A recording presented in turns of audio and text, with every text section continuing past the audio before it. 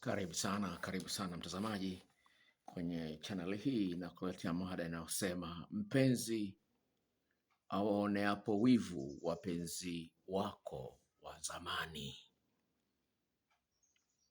Katika ulimwengu huu ambapo mwanaume uliye naye, mwanamke uliye naye hukumkuta bikra, maana yake ishatembea na wanawake au wanaume wawili au watatu au zaidi kabla yako. Katika mazingira hayo, katika pilika za maisha huku na huku na kwenda na huku na huku, uwezekano mkubwa wa hao watu kukutana ni mkubwa sana.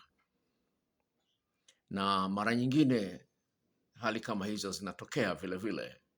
Watu wanakutana wako kazini au wanasali kanisa moja, lakini ni wapenzi wa zamani, walichakuwa wapenzi.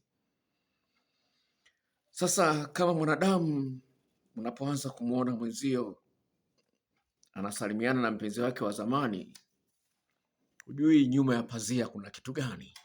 Inatisha sana.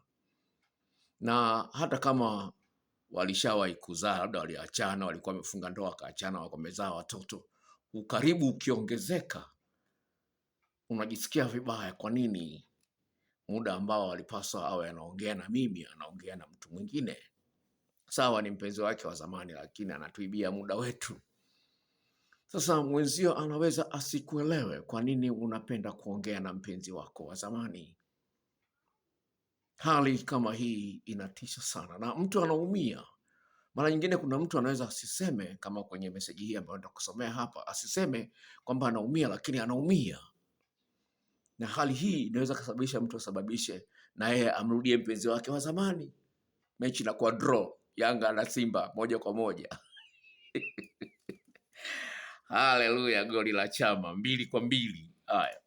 Okay, sasa haya mambo yapo yanatokea. Sasa naomba kusomea message hii uweze kuona jinsi gani hali ilivyo ngumu katika masuala ya mpenzi wa zamani. Dokta, mume wangu na mimi tulisoma chuo kimoja.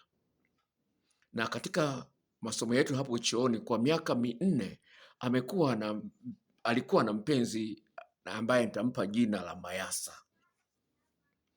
Yeye na mimi tulikuwa sehemu ya marafiki, kundi la marafiki wa pale chuoni.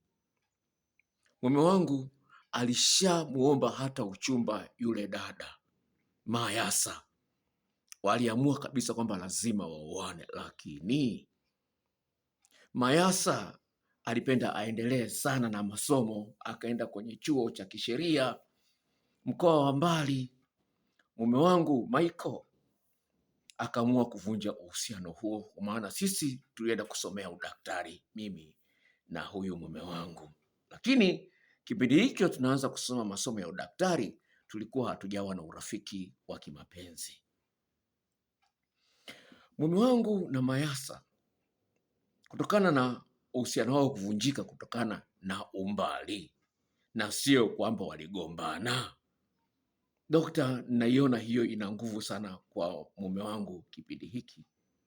Mume wangu kipindi kile baada ya kuachana na Mayasa kutokana na umbali, alionekana ameumia sana. Hapo ni kabla hatujawa wapenzi. Alionekana aliumia sana, inaelekea alimpenda sana sana. Sasa wote tumemaliza masomo. Sisi masomo ya udaktari tumemaliza, na kufanya hadithi hii iwe ndefu, naomba nikuambie hili lifuatalo. Niko ndani ya ndoa sasa hivi, huu ni mwaka wa 12 na tuna watoto 3 na maisha na mume wangu ni mazuri kabisa.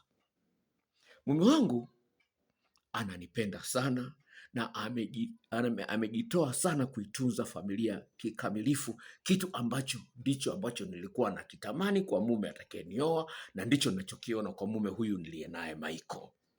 Nampenda Michael. Kwa kila jambo nampenda, yani kwa kila eneo nampenda. Sasa mimi kutokana na uzazi nimekuwa mama wa nyumbani.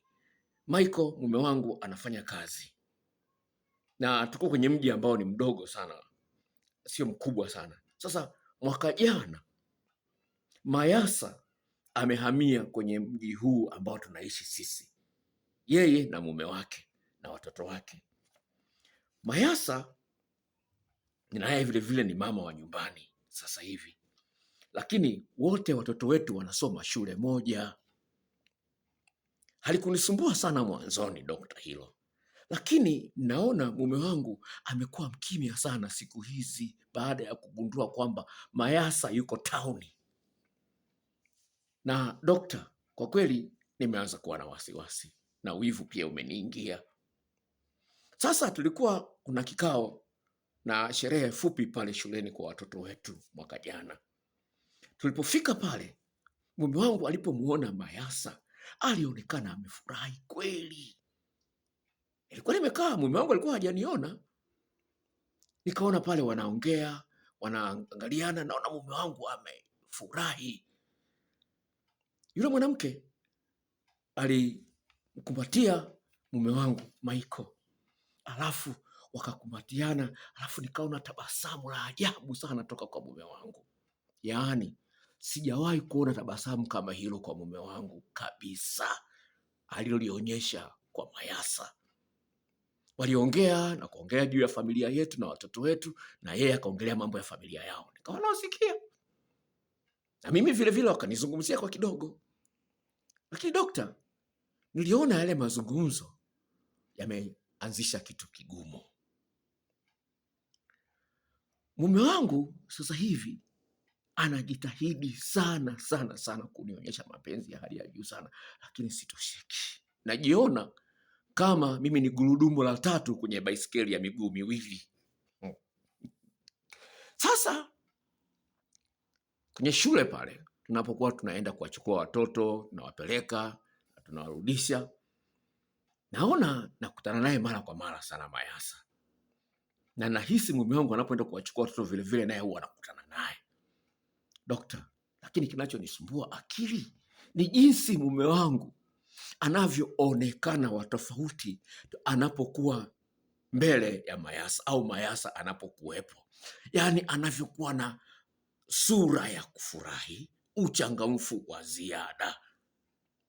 Dokta, hii inanikosesha kabisa, manake inanipa ushahidi kwamba bado anampenda sana, na ukizingatia hawakuachana kwa magomvi, ni umbali tu. Dokta, inaniumiza moyo. Sasa dokta, sijui nifanyeje. Najua kabisa sijawahi kumwazia vibaya mume wangu kwamba anaweza akanisaliti. Hilo wazo halijawahi kuingia kichwani kwangu. Lakini baada ya miaka 12 ya ndoa na watoto hawa watatu, sasa hivi najisikia na wivu. Huko nyuma hiyo hali haikuwepo kabisa. Hawa watu wawili, mume wangu na Mayasa, wanaonekana wana furaha kweli wanapokuwa wamekutana. Dokta, siwezi nikajizuia kujisikia wivu. Nahisi mume wangu ana hisia kali juu ya Mayasa. Japokuwa sijapata ushahidi, lakini ule uchangamfu wanaoonyeshana unanitisha. Sijui nifanyeje juu ya hili jambo, na sijui nifanyeje ili nisione wivu. Dokta, naomba msaada wako. Haya, mara nyingi utaanza kujiwazia hivi, sijui anakumbuka walikuwa wanafanya mapenzi, walikuwa wanafanyaje? Labda alikuwa anamnyonya zaidi ninavyomnyonya mimi, labda alikuwa anamlamba uchi wake zaidi anavyonilamba mimi. Unaona, unaweza kuona haya mawazo, ana dudu kubwa kuliko la kwangu, labda huyo anajua kukata kiuno zaidi yangu mimi. Haya yanakuja, labda anajua kukata, maana siku moja ulishai kuambiwa kwamba kata kiuno vizuri. Ukikumbuka kwamba ulishai kuambiwa kata kiuno vizuri, ulikuwa mbona unanikwaruza unaponinyonya? Ukikumbuka, inawezekana yule hamkwaruzagi kibogoyo.